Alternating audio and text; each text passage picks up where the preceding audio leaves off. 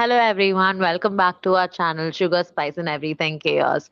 This episode is super exciting because this is going to be the last episode of our second season. So, if you're following us, you know that this season we're talking about the politics of the female psyche, and we are actually doing a second part of an episode today, which is how to raise resilient daughters. So the difference between the previous episode and this episode is pretty simple. So in the previous episode, we spoke about how to raise resilient daughters when they're, in their girlhood. So before puberty, but this time we're going to talk about a little bit, of the chaos that girls bring when they become teenagers. This is something that, like parents get warned about when they have when they have daughters, where they say, yeah, daughters are cute and everything, but wait till they become teenagers, then you will know how daughters are difficult to deal with. And this sort of reputation comes from the fact that honestly, there's an education gap, right? So we do not really understand female reproductive systems. So apart from menstruation, what exactly does the female uh, development bring is something we don't really talk about. We know it's taboo. We also know that it's uncomfortable to talk about hormones. We just get irritated when someone says, "Oh, is she PMSing?"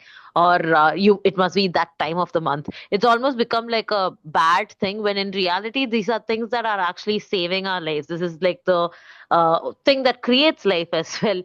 So we're going to talk a little bit about this teenage phase of women and how it's often misunderstood, not because teens are horrible, but because we actually do not get enough education on it.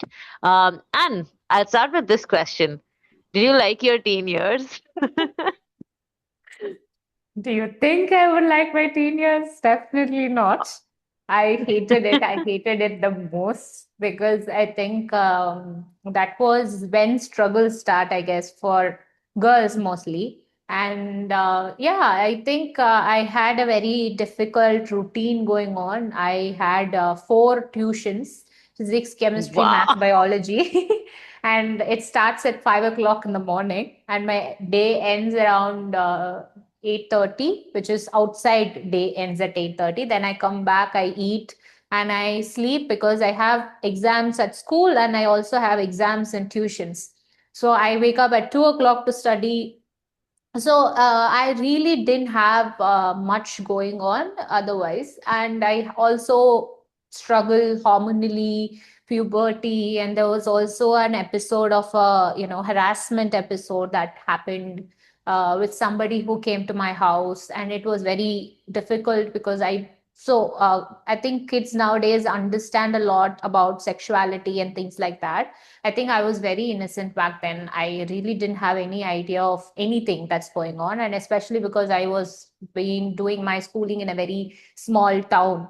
So that happened, and there was a lot of fight with my mother, and I felt very not understood. There was peer pressure, there was academic pressure, there was a need to fit in, and things like that. But I never really struggled with the beauty issues, which a lot of people struggle with. I used to look very bad, and I didn't care. I didn't think that much. I think I was probably just a kid still, even when I was a teenager. I didn't, I used to go play outside, but I got a lot of stares. I did get a lot of stares, which I was unable to understand why that was happening. And I used to wear these short skirts, and I was puny little thing. I was wearing a short skirt, and I think there was a lot of judgment. And then in church, and I went to read the Bible in the podium, and people asked me to wear a dupatta when I was wearing a kurta and a pant.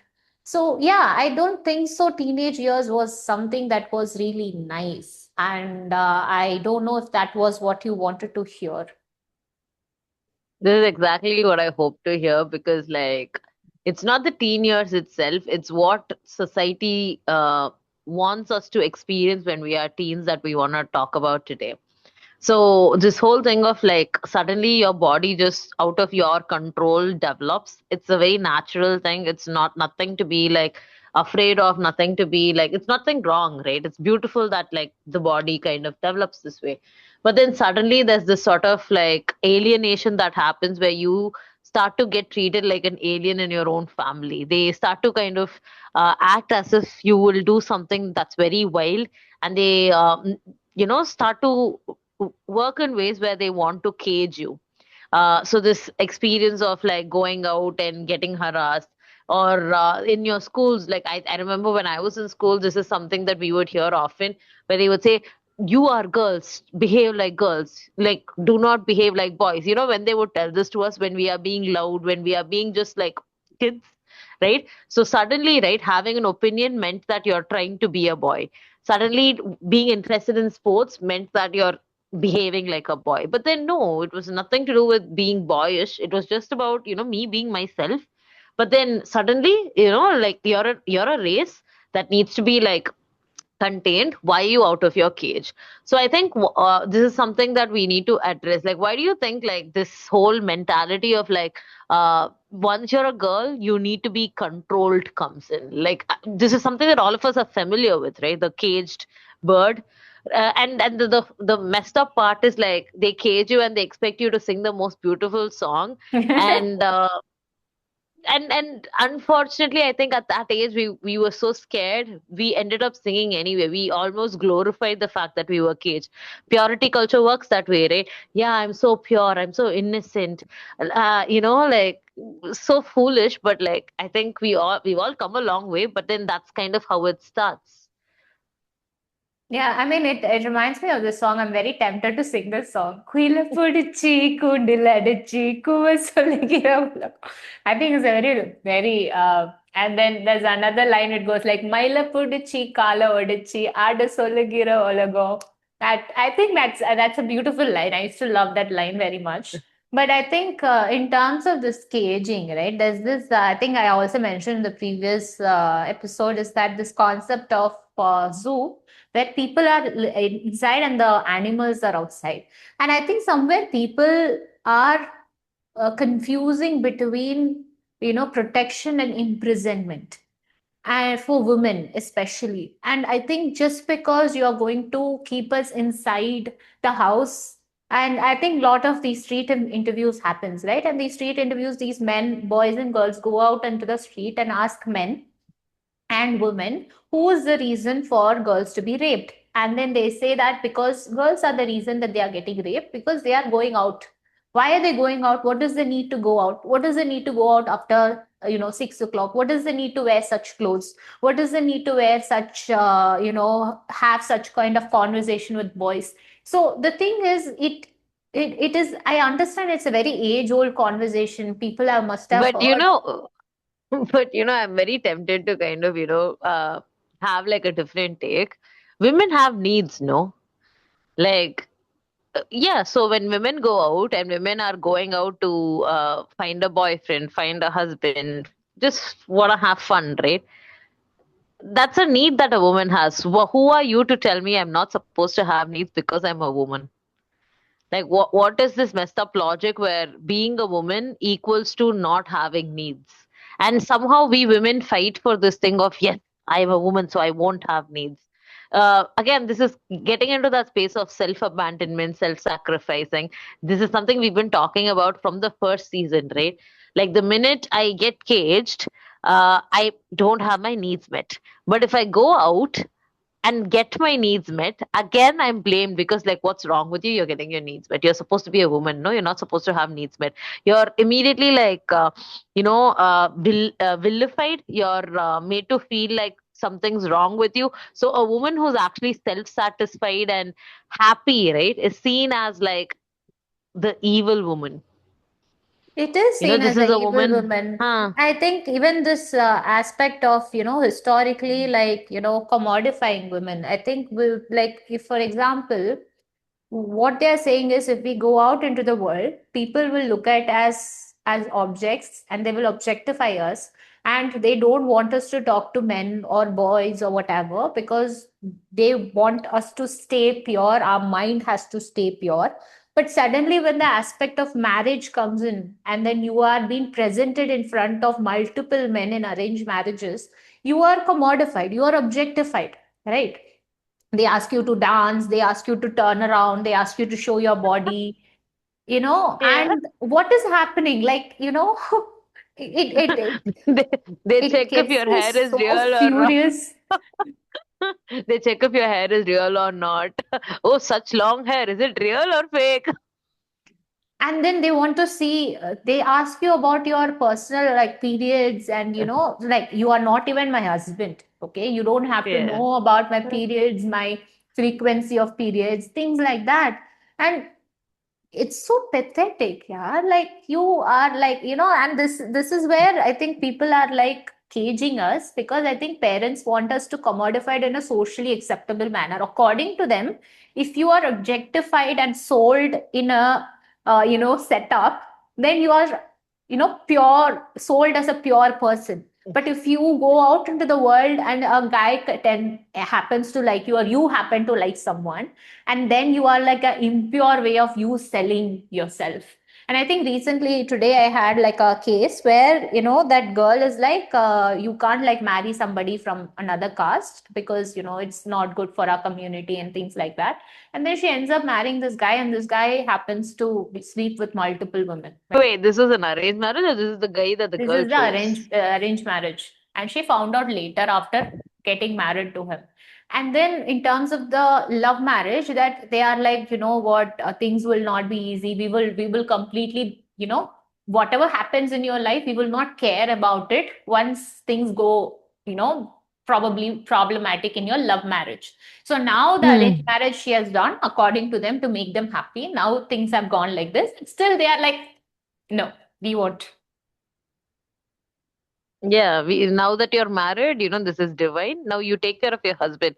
Sounds like, such a hellish experience that I'm glad that, we fought for feminism, we fought for, equal rights. We have this option of divorce now because that's all protective. Um, but to our listeners, one way we want you to understand this commodification, because you might not be like completely understanding this, is we could look at the intersectionality that happens between race and gender. So if you look at race, you have the white people and the black people. So the reason we think white people are superior is because we kind of assume that white people have more free will compared to black people. So white people get to own black people. Likewise, you can kind of use the same analogy with man and woman. We assume that men have more freedom compared to women, and so men have the right to own women. And because men own women, men can do whatever they want with women. Men don't even have to ask for permission to marry women. They just have to ask the permission of the woman's parents to marry her. And once that permission is begotten, they can do whatever they want with her. There's no morality involved. There's no sort of personal responsibility involved, because this is kind of similar to owning, let's say, a car. If it's your car, you have every single right to destroy it. But then a woman is not a car. A woman is not an object. A woman has her own thoughts, feelings, and being. So, how do we kind of get to a place where we help women realize that they have their own thoughts and feelings that they deserve to express? Because I think a lot of women engage in this process of self objectification, right? Where it'll be the women who kind of say, it'll be the women in the family who say, women have to be caged, women have to, like, I know, like, if I go to my relative's house down south in Tamil Nadu, right? A lot of them will look at me and they'll kind of like say, okay, she's from Chennai, so she's like this. But I know there's a lot of judgment when I let my hair loose. Because a woman with loose hair is basically a characterless woman, according to them, right? So what you see is like a small thing where this is just, my hair. It's my hair. I grew this hair, right? But I'm not allowed to do whatever I want with it, because as a woman, this is a reflection of my family, my community, my whatnot. And so I'm expected to kind of protect the purity of, or the tradition of whatever, with my hair. So I'm supposed to tie it, right? So a loose haired woman is basically someone who is chaotic, someone who's problematic, is the idea. But then why is freedom in women seen as a problem is something that we need to talk about. Hmm. Where do I start? What do I say? Because the thing is, with the whole freedom and things like that, I don't know. I really don't know what to add on here. Seriously. What did we discuss about? I think one pivot we could take from here is basically the responsibility of older women and the role they play in younger women's lives. So, just to reflect on the older women in our lives, right? What we see is a very scooty example would be like talking about menstrual hygiene. Did you get like a official sex ed from your family? No, no. The thing is, in terms of, I think I had a whisper ad some class that they came and did in school. And after Okay. that, they gave me free whisper when I didn't get my periods. But then I gave it to my mom, I think. I said that they had this education thing and I didn't get my periods, so you can have this and things like that. But I had, I think the first time I had, I was home alone and I just had my periods and then I knew how to keep a pad and I just used it. And that's all. And then when my mom came, I said, look at my clothes and it was stained already. And then she was like, oh, you got your periods. Okay. That was all. I mean, there was nothing more. So yeah, I mean, there's no sex ed, forget about menstrual hygiene stuff. There's no hygiene education. Sex ed is just like out of topic. And you know, in schools, we are all science students and they didn't even cover female reproductive system somehow, and also Yeah, male yeah. reproductive system. So I remember them covering contraceptives, but not in detail, but them saying this is a very important, like long answer for public 10 exams. So mark make sure question, you, yeah. yeah, Yeah. yeah. But then what So do I write in 10 mark question? God only knows. you remember, you know, you all we were all supposed to know because this is I like think we important. also, just because they were like skipped that part, we studied that part very well. And I Very well, also yeah. wanted that question, 10 mark question in. I don't remember if it came or not, but I remember the page number. There were diagrams and things of different Yeah. things. And yeah, so the more they tell us not to do it, the more we do it. Maybe, you know, they are right. Maybe girls are more mature because of this. They're very curious, they're very intelligent enough to like do our own inquiry and get like proper resources.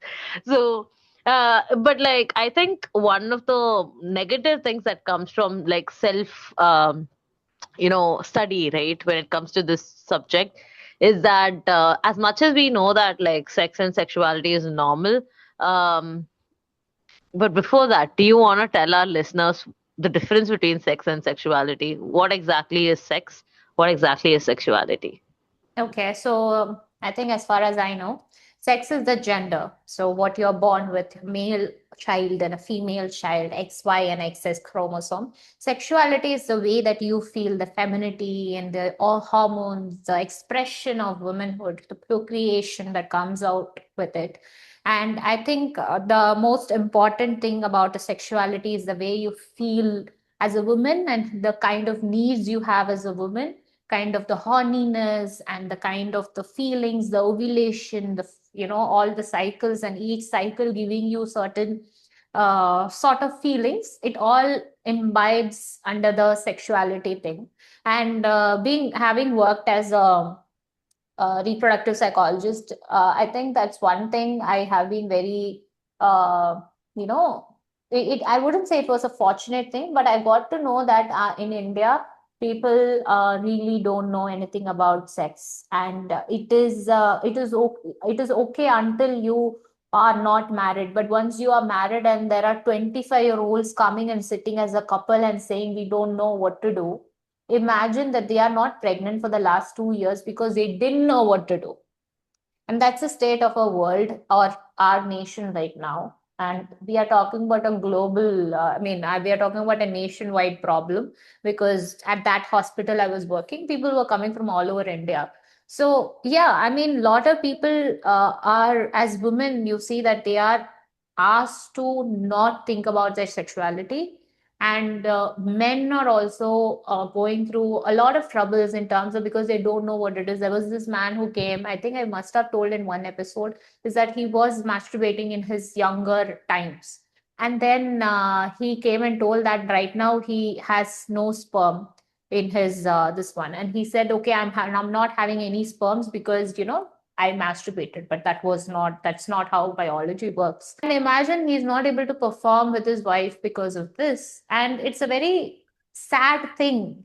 It's all because your parents are like you not doing anything, and that's so sad. Uh, Wait, so this man actually had like ED, erectile dysfunction, because he overthought it and he thought, okay, I've already used up my sperm, so no more sperm for me. No, it's the guilt. It's the guilt that is leading to overthinking, and that overthinking leading to lack of performance. So it is a very reversible thing for him, but it comes from it. He's been through this for like many years, and it's sad what he's been through. Yeah, this is something that I hear women go through as well, in terms of, not experiencing pleasure during sex, or experiencing extreme pain during and after sex. And all these things again get back to this thing of like women expecting that sex is such a bad thing. So I think this is something I read about a few years back, where it spoke about how a lot of us women are familiar with orgasm in terms of just like clitoral stimulation, but vaginal stimulation is something that gives very few women orgasms. And apparently, the reason is we don't really track our cycle for the sake of ovulation. We only track it for the sake of menstruation, because menstruation is something that disrupts our routine, right? So, and it's also something that we have social stigma towards, where we think we are impure during those days. We need to be separated during those days from like regular life. So I think menstruation is the primary focus of on sex ed when it comes to women. But we don't really talk about how follicular phase is amazing, how the ovulatory phase is amazing. We could actually use that to our benefit. And specifically, looking at ovulation, you see that right before ovulation. So ovulation is basically the peaking of estrogen, and right after the egg releases, the estrogen levels go down, and then you actually feel a sense of doom.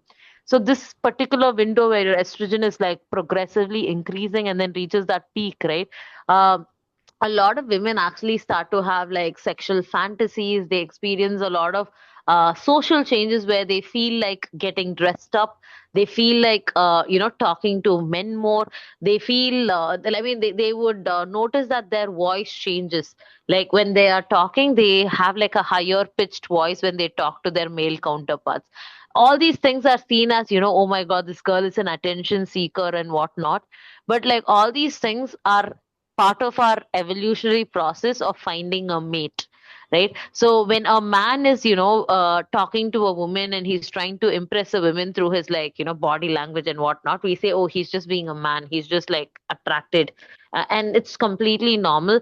But when a girl does the same thing towards a love interest of hers, we immediately say, okay, what is this girl doing? Why is she trying to like get his attention? What's wrong with her?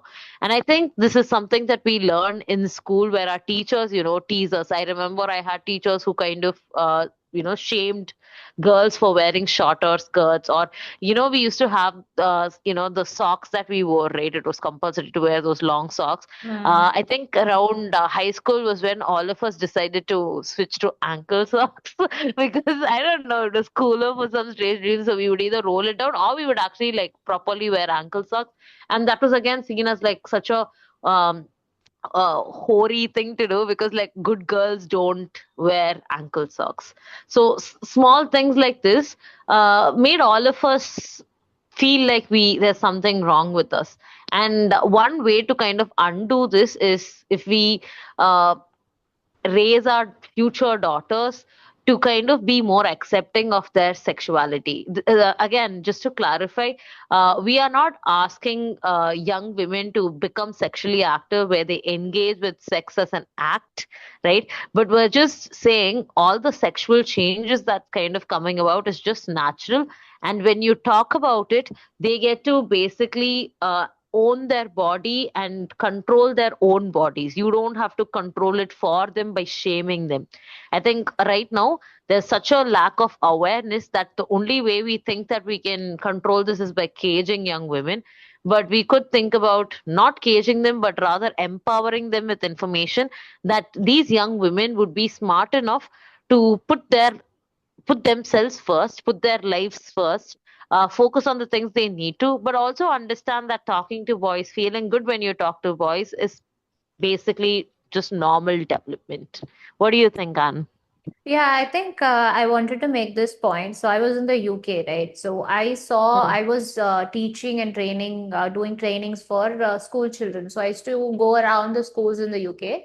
And if you see the socializing process or the, transition from girlhood to teenage, it's a very healthy things that they do. So they have safe sex practices classes after the age of puberty, after they get puberty, and they have contraceptive classes, they have sex education, they have dating practices, safe dating practices, and in terms of mental health support and relationship support. So they had so many resources for these kids.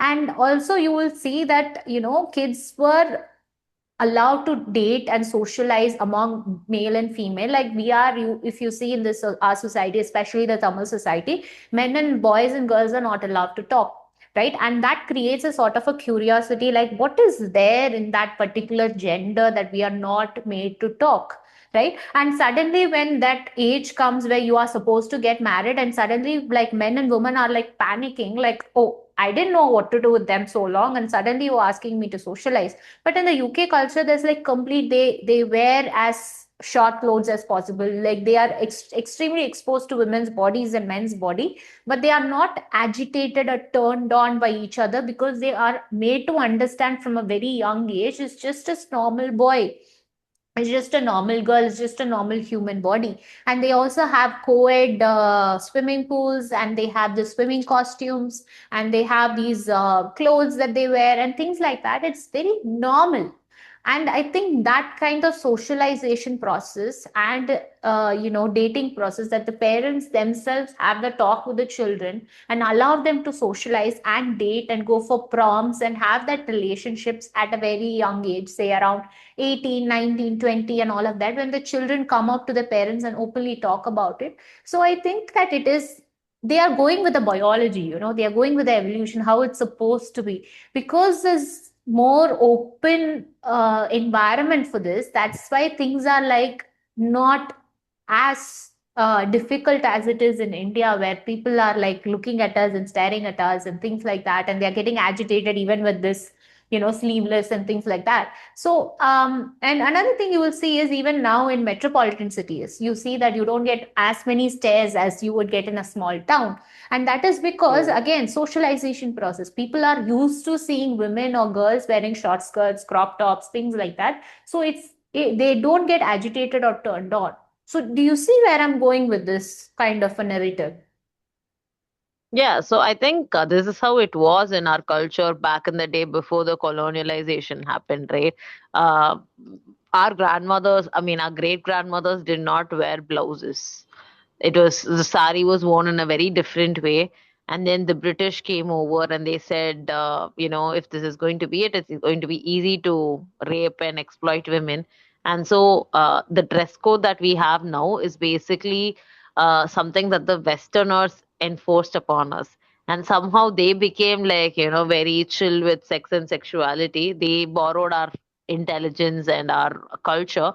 And we're still stuck in that sort of colonialized, way of thinking where we think we need to control female body, we need to control bodily autonomy of men and women, more so women than men, because we want women to take responsibility for men's mistakes as well. So I think one way to kind of navigate this is to basically unlearn this ourselves. Maybe, the next time we wear clothes that are a little um, more comfortable than, what we're told is comfortable for us. We own it. It's going to be uncomfortable in the beginning, but we need to kind of get out of our comfort zone and understand that just because someone stares at you doesn't make your value any less. Because it doesn't. It simply doesn't. Just because even if someone touches you, your value is not going to reduce. So this whole thing of like your value is basically based on how untouched you are, how like you're not a product. It's so messed up that we think like this when we say, oh, the I have to be as fresh as a newborn. I think this is also like the pedophilia culture, right? Where the purity culture is basically set up by pedophiles where we say the purer you are, the better it is to marry you. You see young men discussing this, where they say, there's no single girl who's a virgin anymore. So if you want a virgin wife, you need to date girl in her eighth standard. Like this is the conversation guys are having at age 30, right? And then it's so normal where they're like pure girl, innocent girl, eighth standard. Like she could be your daughter, bro. Like what are you talking about? But I think this is the sort of pedophilic, psychopathic culture that like we've adapted to. This is all Western, by the way. This is nothing to do with our Indian culture, and our Indian culture wasn't this way. At least the Dravidian South Indian culture wasn't this way. And then we slowly kind of shifted into this mentality where we thought, okay, female bodies have to be covered. Just for reference, right? If you go to any temple, like old temple, you will see depictions that are very You saw not safe the for. recent,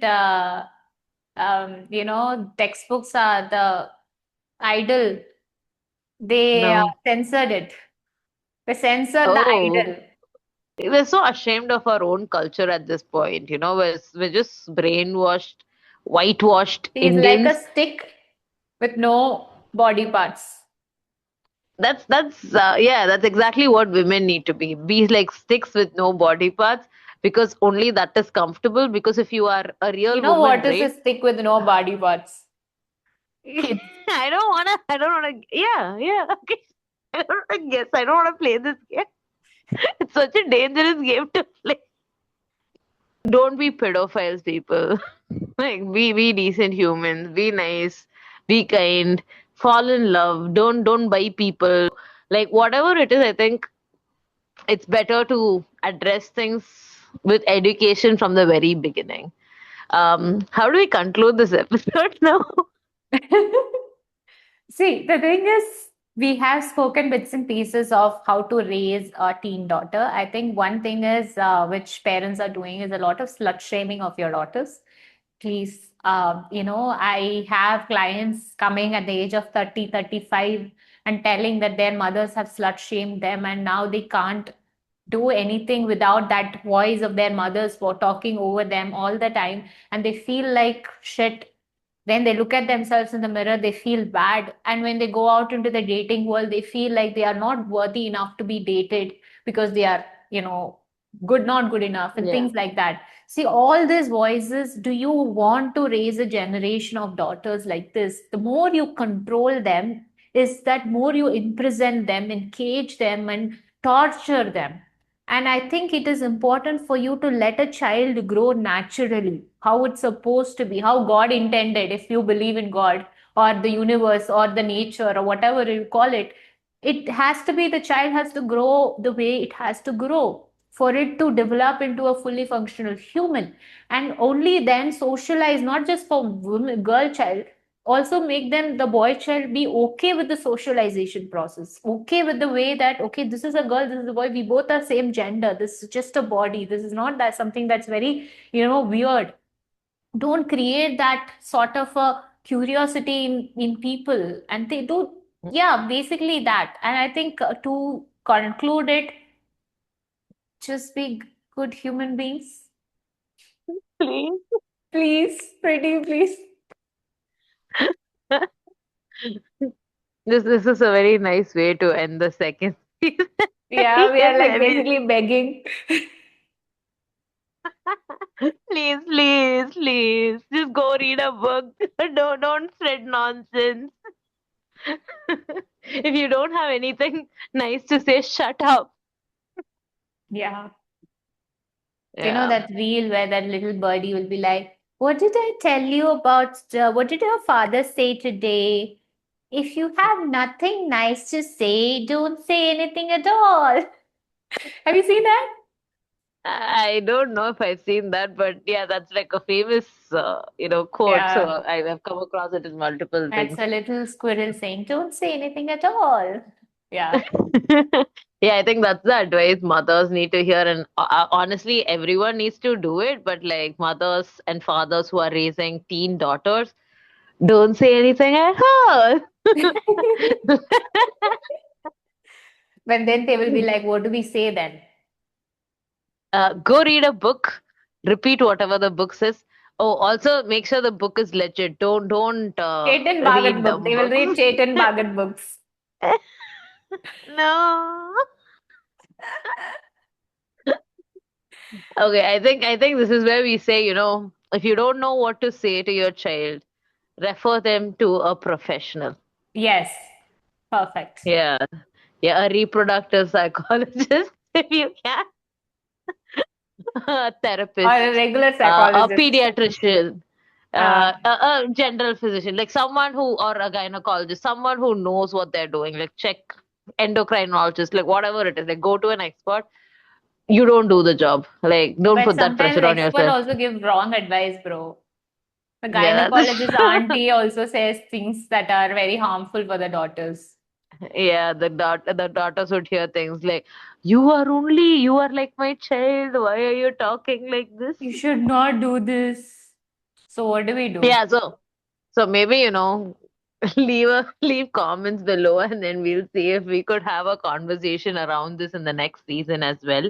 Because this is, I think, one conversation that we talk about where we say there's no education, but then there's no real education that is accessible to us. So if this is a need, then maybe we could address this in the channel where we could actually sit and give you references and maybe elaborate more on the actual physiological changes and the psychological changes that goes on. We'd be glad to share like personal experiences and stories from people we know, so that this podcast could not just be like sipping tea with your girlfriends, but also like sitting in a classroom Learning, and taking getting legit notes. information. Yeah, yeah. And we'll also, I think, I know a lot of good doctors, contacts who put good content outside. And I will link them because she does a lot of pleasure based education for young ladies as well. So I think we can put them in the description box so you can go Yeah, and refer yeah. to them and from a proper professional. So don't be harmful to your daughters. Don't shame them. Don't slut shame them. If you don't know, look for resources outside, read a lot of resources, and then or else go come to a community of actual professionals who we can give, probably guide you to the right person as well. So if there's any more comments, do give us and keep following us. Thank you for doing following us all through the season. Like us, comment, subscribe to our channel, follow us on Instagram while we are away until the next season is up.